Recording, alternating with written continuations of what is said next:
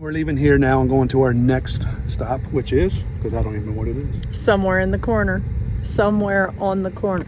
Oh. Standing in the corner. Standing on the corner? Oh. Standing on the corner. Do you know where we're going?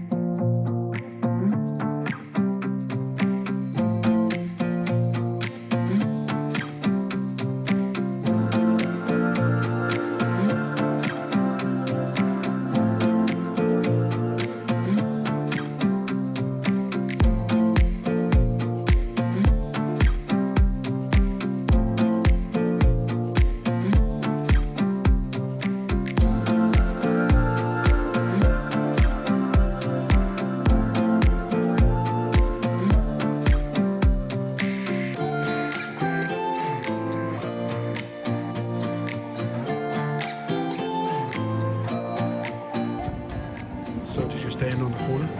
I did. In Winslow, Arizona. Again? Again. This year? Yep. In front of the flatbed Ford. And I found a FindUsCamping and the Nomadic Kids sticker on the back of the flatbed Ford.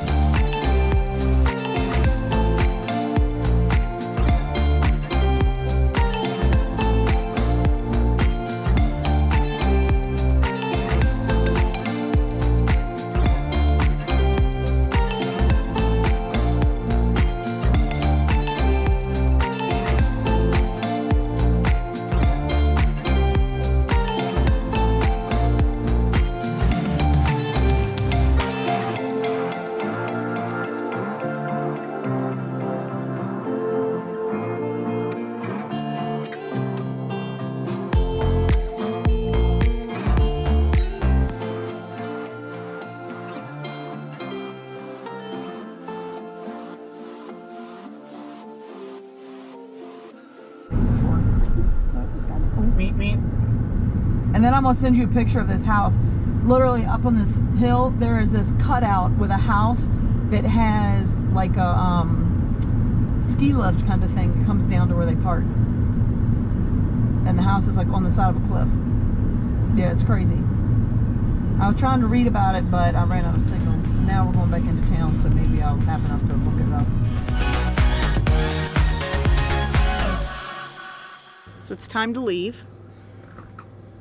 Sedona. The sad thing is we were supposed to come to Sedona the last time we were in town, but they were calling for rain the 2 days we had planned to camp out here in Boondock. Guess what happened this time? And so we stayed 2 nights this time. We came anyway. It rained and it was cloudy, so we didn't get to see the stars. Thank God. No stars. We saw the moon, but no stars. That's okay, because we still got to see the stars when we were at Goosenecks in Utah. So we have bad news for you guys. This is a dispersed camping area, and I'm going to read this because I'll never remember it all. But several dispersed camping areas in the Coconino, I think, National Forest will become designated dispersed camping only in Sedona. This specific area will be affected. The transition will start July 18th, 2022 and be completed by mid-August 2022. So there's more information there about that, but basically... So what that means is we're ruining all of this for us. Well, we aren't, because we pack in, we pack out. We don't disturb things, but... so in order for us people are tearing things up. And I talked to a guy this morning. He said they walk around these areas for hours and pick up trash and bottles when we're camping, and we just throw stuff on the ground. So hey guys, if you guys are wanting these places, you can't get this in a campground. You can't tear it up. We have impossible. to take care of it. He even said that there were areas that people weren't supposed to park, but they were parking anyway. So when you're coming in, you can see the areas he was talking about, and they have these huge boulders up in front of them now so that people can't get in there. And he said people would move the rocks and still camp. Or they're there driving anyway. around the rocks to get to the backside of it, which is messing up all of this beautiful scenery that we have and so here. like, look at the view. Like, this is an awesome place to park, and apparently there's going to be, like, I think he said maybe 8 to 10 designated campsites. It'll be first come, first serve, and that's going to be it. So the days of coming and parking here, just, you know, pulling up and parking and getting out and riding your quad or your side-by-side or whatever around through the trails, they're going to come to an end, or they're going to be much smaller groups because people were trashing. So do us one big favor area. for us that really enjoy coming out here. Stop Just making a mess. pick up your trash. I'm sure it's none of you, but if it is you, take note that if we don't take care of it, we can't come well, back. The other thing you got to pay and attention. And if you know somebody that it is them, say to them, hey. It's not just a trash problem that he said. It's also that there is places you're not supposed to ride your side-by-sides and your quads and all that kind of stuff. So if it says... But it's posted. If it don't drive out there, don't drive. There's plenty... Now, you guys don't... These people on the West don't understand us on the East Coast. We don't have stuff like this. No, we have campgrounds. So that's what we don't have places to ride our four-wheelers and quads unless you know somebody owns 200 acres or 300 acres. So this is awesome do yourself for a favor. Us. Well, this is awesome for us. And we didn't even, we didn't bring anything to ride. We really just wanted to come and enjoy the views. And we were able to do that. But it's sad to know that in the very near future, that's going to be limited at best. And so we just wanted to take a minute to say... You know what the one good thing is? What? We're the last person to be able to camp right here. The end of this week is when everything starts taking effect. And there's a sign. They're actually putting a sign up now, not allowing anybody in. The fee is up to $5,000, and then 6 there's months some. in jail I was going to say there's some jail time associated. So they're pretty serious about it, and they need to be because we need to learn to take care of things. So enough said about that. Off the soapbox. We're not trying to preach to you guys, just trying to say that we've enjoyed it, and we'd love to be able to say, hey guys, here's the coordinates where we stayed, and it's a great place. It's not going to do you any good now. Going forward, you won't be able to stay here. So it's kind of sad. It's kind of heartbreaking actually to think about it. So we just wanted to say a piece about that.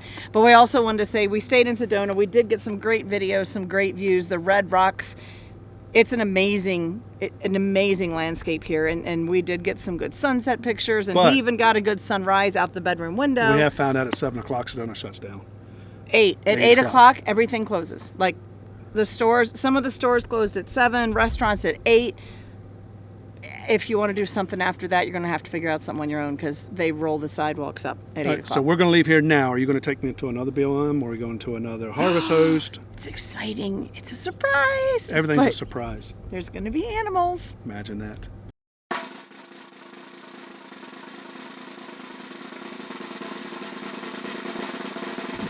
So as many of you guys know, we do have the MORRIDE independent suspension installed.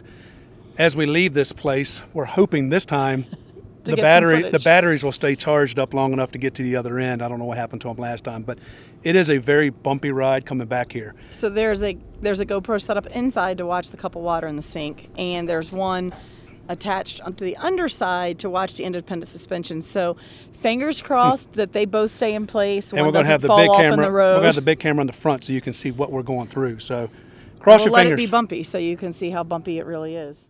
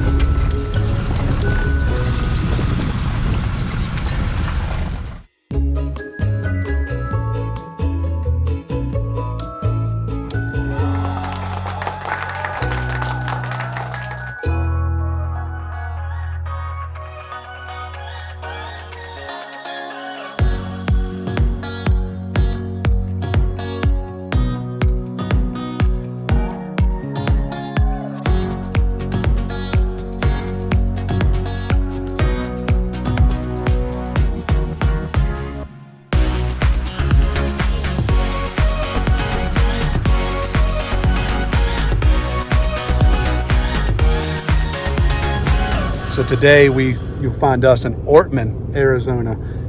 Brutally 120. Stupid hot. 120. Stupid hot. I don't care how dry the heat is.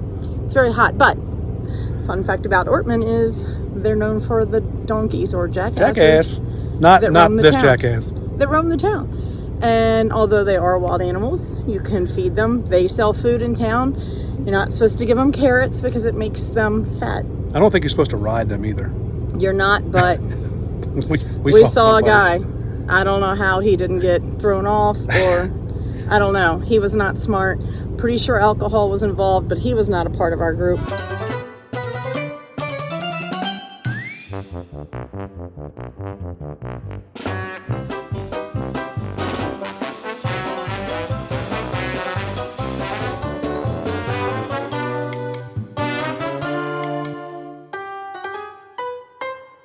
But today, Lisa got to drive through town while I was still stuck back at the camper doing some things. Gotcha. She went into town and she made some purchases. I got a bag of leather scraps, which isn't much to most people, but I like to make things. Treasures. Treasures, junk. I made my cabinet pulls at home out of leather, and I paid a pretty penny for leather that I cut into straps to make into handles. And I bought a whole big bag of leather scraps, which will be perfect for what I need to do, for $8. So what did you think about the town? We went into town last night and it closed. They rolled 6. the sidewalks up at 6 In o'clock. Sedona it was 8, in Ortman it's 6. Everything closes at 6, but we went down into town today, Vicki and I, and it's just a cool little town full of little mom and pop shops. And I met some people from Dinwiddie, Virginia, which is our town. Our hometown. So in Ortman, Arizona, all the way here. And we always say it's the people and the places. Well, it's a pretty cool place that we're visiting. And the chances of me meeting somebody from Dinwiddie, Virginia, It's slim. were pretty slim. So I had a nice chat with some people from back home. She got to see a real live cowboy.